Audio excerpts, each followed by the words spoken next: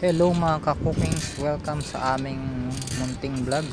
And for today's video, tuturuan ko kayo kung paano gumawa ng aming masarap at malinamnam na chicken curry. Ayun na nga, nagpakulo kami, no? Tapos tinapon namin yung sabaw, unang kulo, tapon sabaw para malinis, guys. Then nagpakulo ulit kami ng bago para dito sa ito yung gagamitin nating pang broth. So ayan guys, bali pagkatapos kumulo mga ilang minuto, yun, inano natin yun, magigisa na tayo guys. Iniwalay natin yung laman sa sabaw. So yan, maglagay lang tayo mantika. Then yan, unahin natin guys yung ano natin, yung luya. Yes, ang bango guys. So luya pa lang, ang bango na. So samahan pa natin yung syempre ng bawang. Ayan na, igisa na natin guys. Sibuyas naman, sa inyo guys kung gaano karami, no? Pero ako kasi medyo marami ako maglagay ng mga luya, sibuyas, bawang. Tapos yan guys, nilagay na natin yung manok natin kanina, yung pinakuluan natin. Ipagulong-gulong lang natin. Then kapag medyo natuyo guys yung ilalim, lagyan lang natin ng tubig.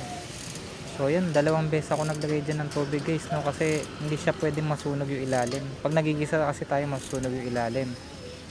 So guys, inilagay ko na dyan yung broth, yung chicken broth natin, yung pinagpakuluan natin kanina. Tapos takpan lang natin yan. Then pagkakulo, mga ilang minuto, tanggalin lang natin yung takip guys. Then hayaan natin siya kumulo ng walang takip guys. Ayan, tanggal natin yung takip, huwag natin ibalik.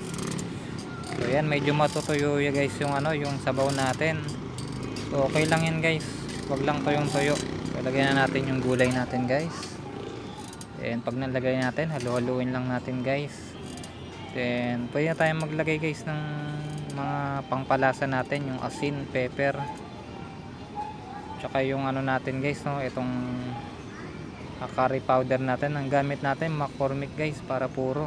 Ayan, may mas puro pa dyan guys yung nasa bote, medyo mahal nga lang, pero ito okay na sa akin to guys, yung ganitong curry powder.